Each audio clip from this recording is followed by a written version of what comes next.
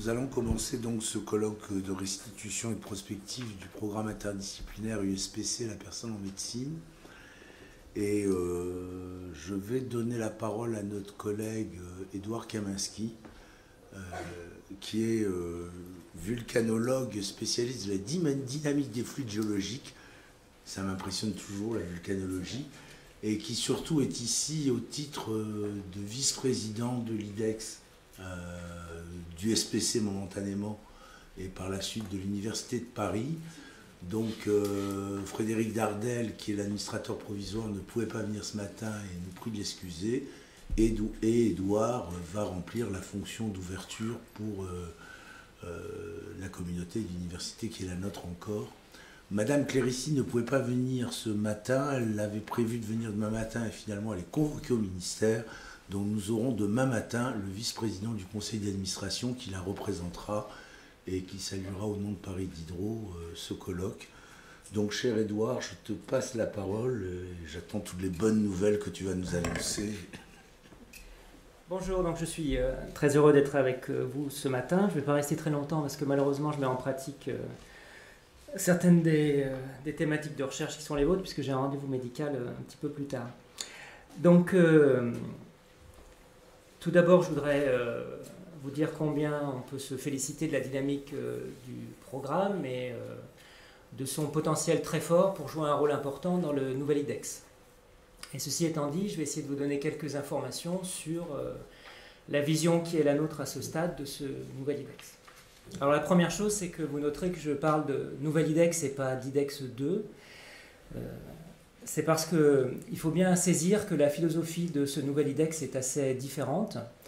On peut considérer que pendant le premier IDEX, on a plutôt eu comme interrogation celle de l'utilisation au meilleur escient des moyens de l'IDEX, alors qu'ici, je pense que la question qui doit être la vôtre, c'est comment votre programme de recherche peut contribuer au succès du nouvel IDEX. Donc on change un petit peu de point de vue. Alors justement, ce que l'on attend de ce programme interdisciplinaire pour la suite de l'IDEX, c'est tout d'abord de nous proposer une trajectoire vers une structuration. On n'a pas de modèle a priori de structuration défini. Il peut s'agir de laboratoires hors les murs, il peut s'agir d'une espèce de LabEx. Alors bon, vous savez que les LabEx, il y a différents types. Il y en a qui sont des super ANR, et puis d'autres qui sont quand même plus structurants. Donc clairement, c'est vers un modèle un peu plus structurant qu'une super ANR qu'on souhaite se diriger. Voilà, il y a la notion d'institut qui traîne un petit peu parmi d'autres programmes également. Et qu'est-ce que c'est qu'un institut pluridisciplinaire dans l'Université de Paris? Bon, on vous attend un petit peu sur cette question-là. Quel est votre but de structuration à 3 ans et quelle est la trajectoire que vous souhaitez suivre pour l'atteindre? Trajectoire, ça veut dire des jalons et puis des capacités d'évaluation de votre progression sur cette trajectoire. Dans cette trajectoire, vous devrez intégrer un modèle économique de fonctionnement pérenne. C'est-à-dire que le paradoxe de ce nouvel IDEX, c'est que l'on doit démontrer à l'État notre capacité à nous en passer pour finalement le conserver. C'est-à-dire que nous devons montrer que toutes les actions qui seront soutenues dans le cadre de ce nouvel IDEX deviennent pérennes à la fin de cette période probatoire et sont capables de mener leur vie structurante et enrichissante pour les thématiques de recherche de l'Université de Paris. Donc ça, c'est un enjeu très important. Il ne faut pas imaginer que pendant 15 ans, il y aura des postdocs, des project managers, etc. financés par le nouvel IDEX. Ce n'est pas du tout ça. Il faut vous engagez tout de suite dans une trajectoire de fonctionnement pérenne sur des moyens soit internes à l'Université de Paris, soit a priori des ressources propres que vous serez capable de lever à l'extérieur. Et je crois que vous êtes un programme qui a déjà démontré sa capacité. Bien. Dans cette trajectoire, on vous demandera également de vous baser sur un benchmarking à l'international. C'est-à-dire, avez-vous des modèles de centres, d'instituts, de programmes à l'international qui vous inspirent, vis-à-vis desquels vous pouvez vous comparer, alors soit en termes d'ambition, soit en termes de taille, soit en termes de moyens, que sais-je encore. L'idée, c'est pas de forcément trouver un modèle que vous voudrez suivre, mais nous montrer en quoi le modèle que vous choisissez, il est pertinent par rapport à l'expérience d'autres universités à travers le monde. Bien. Donc cette stratégie, qui sera votre stratégie de structuration, elle passera également par la définition d'objectifs opérationnels. Et ces objectifs opérationnels devront être associés à des indicateurs. Donc ça, c'est quelque chose de très fort sur lequel nous attend l'État. Donc on a fait quelques réunions avec l'ANR depuis que j'ai pris mes fonctions. Et ça, c'est vraiment un leitmotiv qui revient sans cesse. Proposez-nous une trajectoire structurante, proposez-nous des jalons et surtout, montrez-nous que vous avez des objectifs opérationnels déclinés en indicateurs. Sinon, ce n'est pas du pilotage, c'est du saupoudrage, etc. Donc on veut bien sûr répondre à cette critique qui prend notamment appui sur notre échec lors de l'IDEX 1. Et donc on compte sur vous pour que vous avanciez systématiquement avec cette idée d'évaluation de votre parcours. Deuxième chose que l'on attend de vous, alors je suis venu avec des demandes, hein, mais deuxième chose que l'on attend de vous, nous avons dans l'IDEX le souhait de développer l'interdisciplinarité, qui doit être un marqueur fort de l'Université de Paris. Mais on ne sait pas encore très bien comment on veut la développer, cette interdisciplinarité. Par exemple, il est hors de question que l'on lance demain un grand appel à projet interdisciplinaire en oubliant que, typiquement, la personne en médecine ou les politiques de la Terre sont déjà très avancées dans leur projet. Donc il est évident que l'on doit être capable de développer l'interdisciplinarité à des échelles assez différentes. À l'échelle de programmes qui sont en cours de structuration comme le vôtre, à l'échelle de thématiques qui sont suggérées depuis quelques années au sein de notre université, par exemple la santé publique ou la question des données qui est très transversale. Donc là, on a déjà des thématiques identifiées, mais on ne sait pas encore comment on va les faire cristalliser. Et puis, il y a cette idée quand même que l'on souhaite que le terrain soit toujours capable de faire émerger des nouveaux objets d'études interdisciplinaires. Alors là, quelque part, vous avez un rôle sur le retour d'expérience. C'est-à-dire vous avez connu, vous, lors du premier IDEX, ce premier appel à projet, et puis ensuite cette espèce de compromis qui avait été trouvé en forçant quelques programmes à travailler ensemble, etc. Bon, vous avez forcément retiré quelque chose de cette pratique, avec peut-être des points positifs et des points négatifs.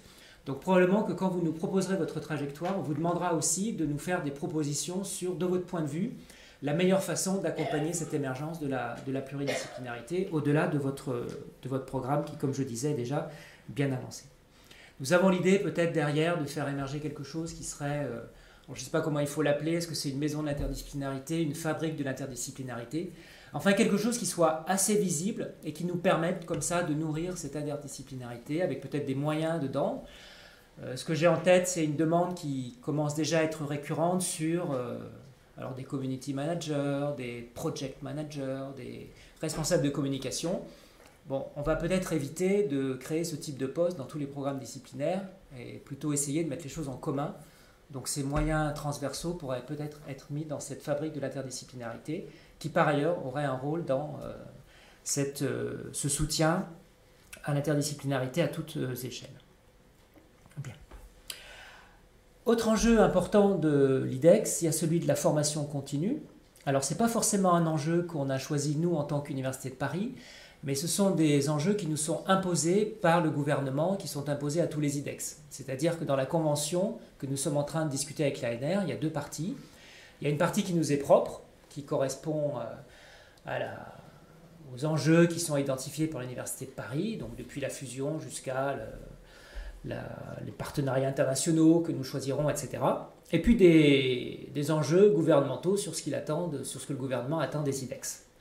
Et la formation continue, c'est un des enjeux pour le gouvernement. Il souhaite que les universités augmentent leur offre de formation continue pour augmenter leurs ressources propres. Bon, dans votre programme, il est évident que vous avez un potentiel très fort en formation continue. Il y a déjà des éléments assez tangibles dans les documents que j'ai pu constituer. Donc, une fois de plus, lorsque vous reviendrez vers nous pour nous proposer une trajectoire et que vous demanderez des moyens pour qu'on vous accompagne sur cette trajectoire, on espère que vous aurez aussi un dispositif de développement d'une offre de formation continue en lien avec votre programme. De même, dans l'IDEX, il y a un projet de développer ce qu'on appelle la science en société, avec notamment la science participative. Donc on pense que l'Université de Paris doit être quand même un acteur fort de toutes ces initiatives de science participative. Alors Un des exemples qu'on connaît bien sur la place parisienne, que vous connaissez peut-être, c'est celui du Muséum d'histoire naturelle, qui a développé de nombreuses actions sur la biodiversité, où chacun va dans son jardin observer ses insectes et puis fait un petit rapport au muséum. Bon, on peut faire beaucoup plus et beaucoup mieux, je pense, à l'échelle de l'Université de Paris, avec toutes les thématiques scientifiques qui sont présentes. Et là encore, j'ai l'impression que votre programme, avec ces interactions avec les patients, sont de façon évidente un bon exemple de ce qu'on pourrait développer en recherche en sciences participatives. Donc, pour Gondry, je peux faire des remontées de rapports de santé toutes les semaines. Voilà. Sachant que vous pourrez comme ça avoir des moyens supplémentaires de l'IDEX, parce que du moment qu'une priorité transversale comme la science participative est identifiée au niveau de l'IDEX, on peut également abonder à votre budget pour vous aider à développer ces projets si vous en avez. Voilà. Enfin, il y a une notion de rayonnement à l'international de l'université. Donc j'ai vu également que vous aviez déjà des idées et des projets lancés avec le King's College. Donc bientôt seront identifiés les partenariats stratégiques de l'Université de Paris. Alors il y a deux types de partenariats privilégiés au sein de l'Université de Paris. Des partenariats globaux qui vont être développés au sein même de la politique internationale de l'Université de Paris de façon très globale. Bon, ça c'est le rôle des présidents et des vice-présidents relations internationales. Et puis il y a un certain type de partenariat particulier qui sera développé au sein même de l'IDEX. Et la décision qui est en train d'être discutée aujourd'hui, c'est de développer au sein de l'IDEX probablement des partenariats européens. Pourquoi? Parce que vous avez sûrement entendu parler de l'appel d'offres Université européenne qui est en train d'être préparé, qui va sortir bientôt, et bien sûr l'Université de Paris devra se positionner sur cet appel d'offres. Donc il y a une résonance avec l'IDEX. Donc on souhaite probablement identifier un partenariat européen fort, voilà, typiquement avec King's à Londres, probablement Berlin, pourquoi pas Rome. C'est des choses qui sont encore en train de se discuter. Mais du moment que ce partenariat sera identifié, alors je vous inviterai à essayer de creuser ces partenariats pour voir dans quelle mesure votre programme interdisciplinaire peut apparaître comme un des outils utilisés pour renforcer ces partenariats. L'idée étant, c'est que très souvent les partenariats sont basés sur une collaboration à l'échelle du chercheur, ce qui est très bien, mais enfin, grosso modo, il y a 80% des partenariats qui sont basés sur des interactions à l'échelle du chercheur. Ce serait intéressant si on pouvait montrer des partenariats à une échelle un peu plus macroscopique. Et donc là encore, ces programmes interdisciplinaires qui vont être vraiment caractéristiques de notre université, si on peut les mettre en évidence, en exergue au niveau international, ce serait quand même un point assez positif. Et là encore, si vous vous engagez dans les partenariats stratégiques, il y a des moyens complémentaires de l'IDEX pour vous y aider ou au moins vous accompagner.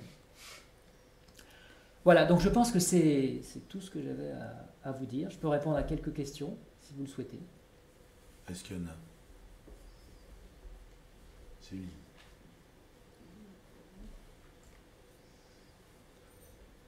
L'IDEX, pour ceux qui ne le savent pas, c'est une initiative d'excellence dans lequel, non, mais j'avais déjà commencé, moi, t'inquiète pas, dans le cadre des investissements d'avenir lancés il y a déjà un certain temps par le gouvernement Sarkozy et qui a permis de créer un certain nombre de mégastructures dans l'IDEX, justement. Oui. Est-ce que vous avez une idée du timing et des modalités de soumission? Alors, le timing, il est un peu terrible parce qu'en fait, l'IDEX a commencé depuis le mois d'avril 2018 et moi, je prends mes fonctions au 7 novembre 2018. Donc, le timing, il est presque déjà dépassé. Donc, en ce moment, on est en train donc, de valider la convention qui nous liera à l'État. C'est des discussions qui sont assez intenses, qui se font un peu au jour le jour et qui devraient être finalisées d'ici une semaine. Dans une semaine, on saura si l'ANR est d'accord avec les projets que l'on souhaite développer. L'idée étant, je ne suis pas sûr des chiffres, mais grosso modo, on avait déposé un projet qui était basé sur une enveloppe de 18 millions d'euros. On a reçu 13 millions d'euros. Donc en ce moment, les discussions avec l'État, c'est avec ces 5 millions d'euros en moins, qu'est-ce que vous laissez tomber? sachant que l'État a une certaine idée sur ce que l'on doit laisser tomber ou pas. Bon, donc voilà, en ce moment, c'est des décisions un peu tendues, mais bref, ça avance.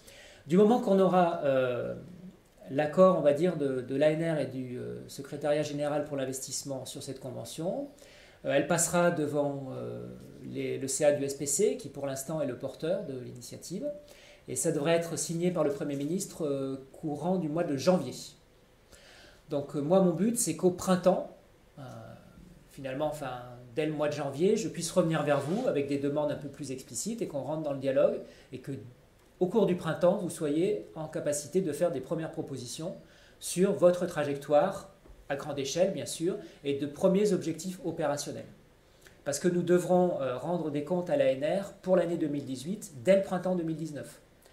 Donc, comme l'année 2018 n'est pas une année où le pilotage aura été très fort, et où les dépenses n'auront pas été très importantes non plus, typiquement les dépenses qu'il y a eu en 2018, c'est des dépenses un peu de transition avec l'ancien IDEX, mais des choses un peu molles, qui ne passent pas très bien à l'ANR par rapport à la nouvelle philosophie de l'IDEX. Donc je souhaite pouvoir revenir devant l'ANR avec des choses aussi fortes que nous avons une nouvelle trajectoire pour la personne en médecine, etc. Voilà, donc le printemps, ça me paraît bien. Je fais une réponse longue. Mais... Sophie Vassé. J'ai une petite question. Quand vous parliez de modèle économique, en fait, un peu pérenne, j'imagine bien que la formation continue est un des moyens d'avoir des ressources propres. Mais vous, est-ce que c'est la capacité de lever d'autres subventions ou est-ce qu'il y a encore d'autres choses? On peut imaginer que l'Université de Paris s'engage aussi sur ces programmes interdisciplinaires. Pour moi, je suis peut-être un peu caricatural, mais quand on a un projet IDEX, il y a deux possibilités. Soit c'est un échec et il quitte l'IDEX, soit c'est une réussite et il quitte l'IDEX. Mais dans ce cas-là, pour être soutenu de façon pérenne par l'Université de Paris. Alors je sais bien que l'université n'a pas des moyens infinis, bien sûr, mais on peut imaginer quand même que pour des choses aussi emblématiques, aussi puissantes que ce qu'on attend de ces instituts pluridisciplinaires, si on les appelle comme ça, il y aura bien quand même un petit peu de moyens de l'Université de Paris qui seront mis au pot. Voilà. Juste une chose, moi je tenais à te dire, parce que ça a été une discussion du bureau de la personne en médecine, c'est vrai que pour nous ça a été un immense soulagement et on a beaucoup apprécié cet infléchissement, c'est-à-dire parce qu'à un moment donné on était parti dans l'idée de relancer des flagships et des appels à projets nouveaux, et on se disait on ne va pas être dans la course successive aux appels aux projets, c'est-à-dire quand on lance des choses et qu'elles commencent à se consolider, comment les pérenniser en tenant compte de ce que tu dis, c'est-à-dire un processus dégressif qui fait que si au début il faut un fort soutien de l'IDEX, voire de l'Université de Paris, progressivement, je dirais, on peut imaginer que ces instituts, à part ce qui est la logistique courante, où là elle a besoin de l'université, voire de l'IDEX, mais ça on verra comment ça se fait, pour le reste, doit être capable, effectivement, pour ses recherches, d'être toujours dans des cofinancements de plus en plus conséquents. Donc c'est vrai qu'on a été très rassurés, parce qu'à un moment donné, on se disait, bon, on a vraiment commencé à consolider et à porter ce programme. C'est au moment, ce que je redirai tout à l'heure, ce qu'on redira tout à l'heure Céline et moi, au moment où il s'agit de recueillir les fruits et des graines qu'on a semées, là c'est vrai que c'est important qu'il y ait un rebond dans les délais les plus rapides pour pouvoir poursuivre. Donc on était très réjouis de l'annonce que tu nous avais faite.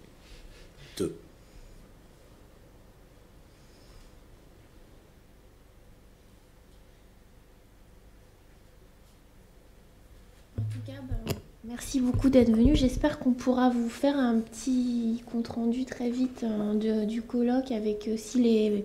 Nous, on a déjà des idées de nouvelles thématiques en histoire, en littérature, en histoire et philosophie des sciences, sur la médecine connectée, etc. Mais c'est aussi pour nous, aujourd'hui et demain, ce sont des jours un peu spéciaux pour nous, car en fait, c'était un réseau qui s'est créé, qui a été...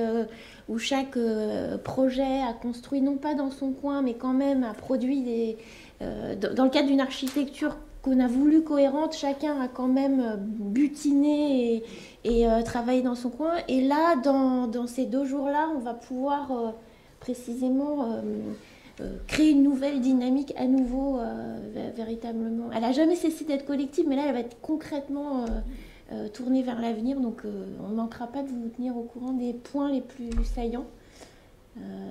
Et puis aussi de l'articulation éventuelle. Vous avez parlé de la santé publique. Ouais. Ça, c'est quelque chose qui... là, il y a des chercheurs en sciences sociales, en histoire et philosophie des sciences, en éthique, évidemment donc, dans les sciences sociales, en anthropologie, en sociologie. C'est un objet pour nous d'interrogation, à la fois de volonté d'échanger avec les chercheurs en santé publique et en épidémiologie, et en même temps de montrer des apports qui sont vraiment très différents quand même, du point de vue scientifique, du point de vue de la construction des objets aussi. Puisqu'on a mis l'accent sur des interactions avec des chercheurs et des praticiens en médecine, mais pas seulement sur l'épidémio ou pas seulement sur la santé publique, mais aussi du côté de la clinique, des pratiques de soins, et aussi en accent toujours sur le point de vue des acteurs, des patients ou des cliniciens. Donc on a là un autre regard, et ma question traduit aussi une inquiétude, c'est que on souhaiterait que les sciences humaines et sociales soient distinctes, en collaboration, en articulation avec la santé publique, mais quand même pas diluées, identifiées comme ayant des apports, des méthodes, des corpus, des objets co-construits avec les médecins et les patients qui sont différents. Voilà. Donc, ce serait vraiment là un dialogue qu'on aimerait avoir.